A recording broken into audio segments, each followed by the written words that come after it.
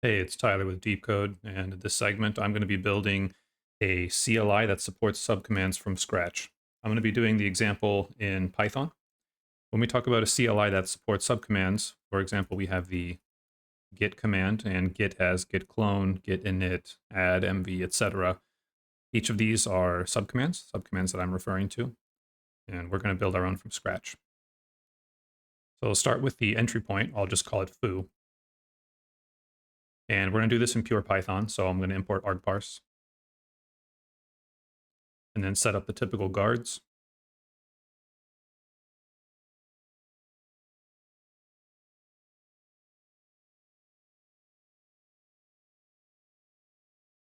And then here we will set up our top level command line interface with argparse.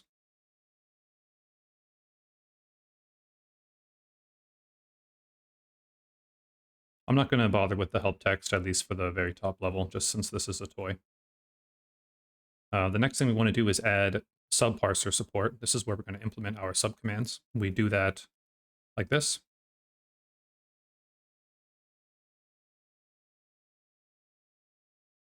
Add subparsers. And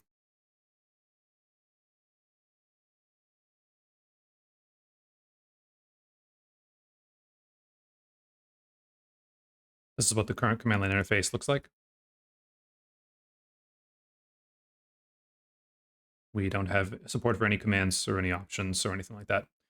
We're going to implement support initially in a submodule. The submodule, the Python submodule, is going to correspond to implementation for our subcommand. So let's say that we wanted to have a feature called bar, then I might want to put the implementation in live bar. And what I like to do is define a function called extend args that is responsible for extending the top level CLI with the command line options relevant to the bar functionality. This will receive a subparser and it will operate on a subparser. So to call that, we will first import it.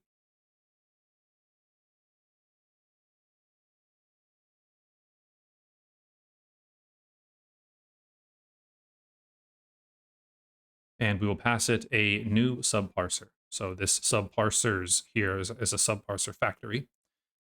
So we will create a new subparser from it. We'll give this a name. This will be the bar. And we will give it some simple help, which is perform bar. Now in here, the subparser has a similar interface to the top level parser, argparse argument parser. So we can say subparser.add argument. Let's add an optional argument called thing. And we will say perform thing on bar for the help text. And now if I come back and show the command line interface here, we have a new positional argument. Let's go back to the main source. We have a new positional argument bar, but we did not actually add an argument or an option to the command line interface. We added a subparser. The subparser is presented in the top level command line interface as a subcommand. And so what I'm calling a subcommand as bar. And we can now use the bar functionality and request the help text of bar. And we get the help text of the bar functionality here with the documentation for thing. And the goal here is to be able to pass user input from the top level command line interface to through the program control flow to some kind of function implemented specifically for the bar functionality. And so the way that we'll do that is define a new function here. We'll just call it main. Main will take some args.